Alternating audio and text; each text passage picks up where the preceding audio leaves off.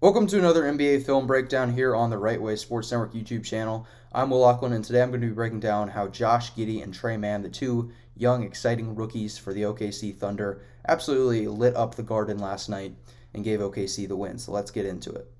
On this first play, we're going to see two screens for Josh Giddey, and they really love to do this. It's going to be a double drag, which means there's one, the first guy's going to pop, and the second one's going to roll. And immediately, you love the patience from Josh Giddey. He puts his defender Fournier in jail. This creates options because four defenders are dragged into the paint, and right here is going to look off Kemba Walker, who's tagging the roll for the skip pass for the three.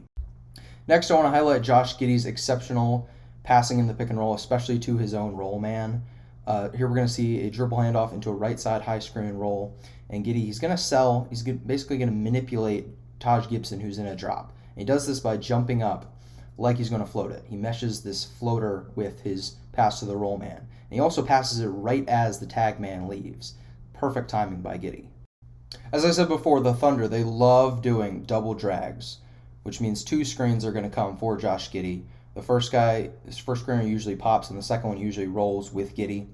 And right here, what you love to see from Giddey is him slowing the pace down. He's so nuanced for his age, and he's going to snake over on this pick and roll because he knows if he crosses over, he's going to get the switch. And this creates the mismatch and then the perfect entry pass down low.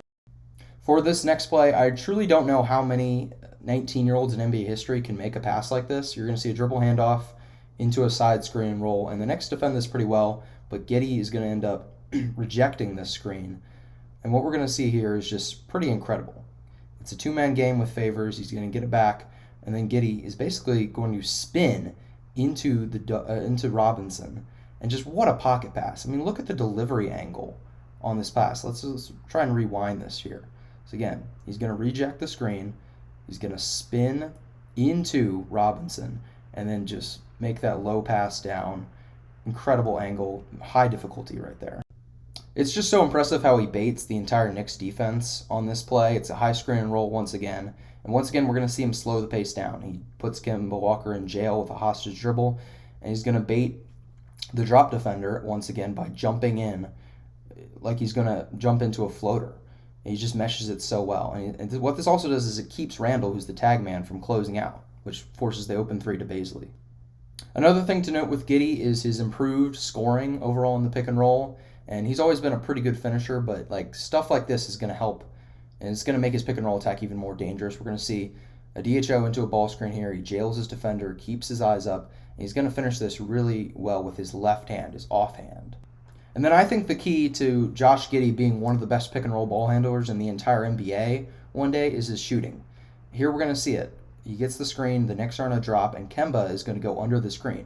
But as we see, Josh Giddey makes them pay by hitting this three-pointer, and that's so huge. Let's rewind it again. Again, the Knicks are on a drop, and Kemba's going under. They're daring him to shoot this three, and he makes him pay, and he has to do this on a consistent basis. Now let's flip over to Tre Mann, and the biggest thing to note with Tre Mann is his space creation ability combined with his special off-the-dribble shooting. Here we see Kemba fight over the screen, and it's going to be a deep drop, but Grimes kind of digs over, and this causes the driving lane to just be completely clogged, so Mann decides to opt for a smooth step-back three instead. This one is simple but special in my opinion because of Tre Mann's just his ball handling ability for his size combined with his off-the-dribble shooting. Right here we're going to see him size up his defender in an isolation situation, and just really smooth footwork and shot mechanics makes it look easy for a big-time shot. Here we're going to see exactly why Tre Mann has the potential to be one of the better space creators in the league. Here he has the option to go with two screens, and instead he decides to reject to go baseline, and look at how low he got to the ground on that crossover.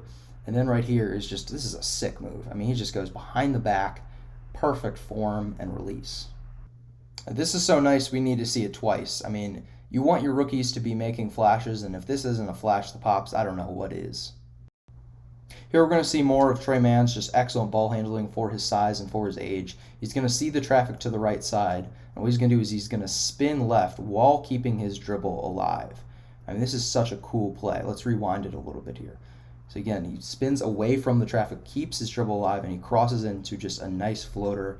That's a massive shot. Also, the floater in the pick and roll is such a key shot for a young guard to have in today's league, which is great to see. Here we're going to see another ISO scoring flash. He has a mismatch on Julius Randle. And he gets by Randle, nice hesitation move, and just a little two-step into a right-handed floater on the left side. And this is a more difficult shot than you'd think. Again, right-handed floater on the left side. You had to adjust to make that. It's a tough shot. I love this play here. He takes the screen and just a stop-and-go hesitation move, gets Robinson flat-footed. And again, he knows Robinson's a great shot blocker. He knows he has a presence, so he decides to go with a scoop layup, which is really difficult considering where he is in relation to where the basket is. That's another difficult shot. The final play to cap off the breakdown of Mann has to do with his isolation scoring, but it's also high IQ. This is an in-and-out dribble, and he gets past his man, but he gets up the shot before Robinson rotates over. Just excellent awareness to get it over before a great shot blocker like Robinson can block the shot. If you like this breakdown, make sure to subscribe to the TWSN YouTube channel for more content just like this. Thank you so much for watching, and I hope everyone has a great rest of their day.